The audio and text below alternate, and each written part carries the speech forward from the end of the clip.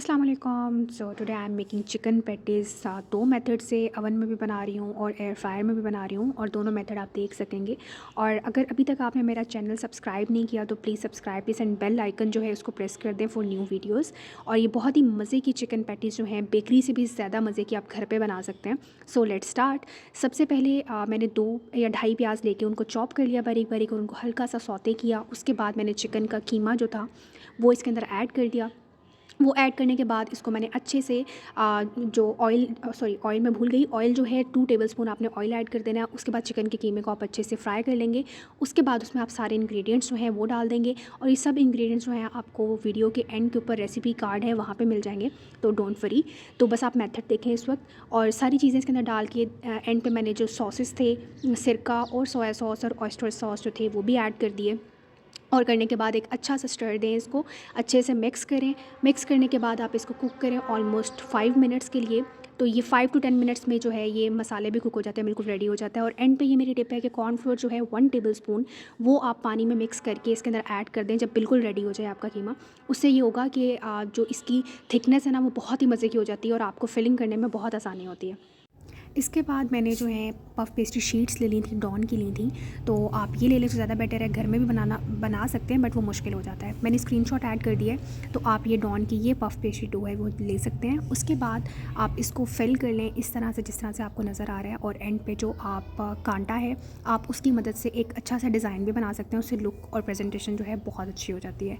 तो ये थोड़ा सा ट्रिकी होता है इसको बनाना। आपको ज़रा बहुत लाइट हैंड से जो है आप इसको उठाएँ और फोल्ड करें, वरना ये बहुत जल्दी टूट भी जाती हैं। थोड़ा सा एहतियात करना पड़ता है। फ़र्स्ट टाइम जब आप बनाएंगे ना, तो फ़र्स्ट पैटी जो है वो थोड़ा सा आपको ट्रिकी लगेगी, बाद में आप इजी हो जाएगा। उसके बाद एंड पे अंडे की जर्दी लेके उसको फेंट के उसको जो है मैंने ब्रश कर लिया था। उससे ये होता है कि जब आप बेक करते हैं तो बहुत अच्छी गोल्डन सी लुक आती है। सो फर्स्ट मेथड जो था वो ये था कि मैंने एयर फ्रायर में 170 टेम्परेचर पे 15 मिनट्स के लिए इसको एयर फ्रायर में बेक कर लिया था। बस आपने ये ख्याल रखना है कि आप इसको टर्न कर दीजिएगा ऑलमोस्ट 5 टू 10 मिनट्स के बाद। उसके बाद सेकेंड मेथड जो था वो मेरा ओवन में बेक करने का था। वो मैंने 180 पे 25 मिनट्स के लिए जो था बेक कर लिया था। और दोनों तरह से ही बहुत बेस्ट पैटीज़ बनी थी, बट मुझे ज़्यादा बेस्ट और इजी जो था वो ओवन में बेक करना लगा, क्योंकि उसमें आप एट अ टाइम जो है 25 मिनट्स में आपके पास 10 टू 12 पैटीज़ रेडी कर सकते हो, जबकि एयर फ्रायर में आप 15 मिनट में सिर्फ 3 पैटीज़ रेडी कर सकते हैं। दोनों तरह से ही बहुत बेस्ट बनती है। बस अगर आपको ज़्यादा बनानी है और जल्दी बनानी है तो आप ओवन में बेक कर लें। अदरवाइज़ अगर आपके पास टाइम है तो air fryer is the best option. उससे बहुत अच्छी लुक आती है और बहुत ही अच्छे से बेक होती हैं, बल्कि उसकी जो फ्लफ़ीनेस होती है वो एयर फ्रायर में ज़्यादा अच्छे से बढ़ जाती है। तो आप दोनों तरह से बना सकते हैं।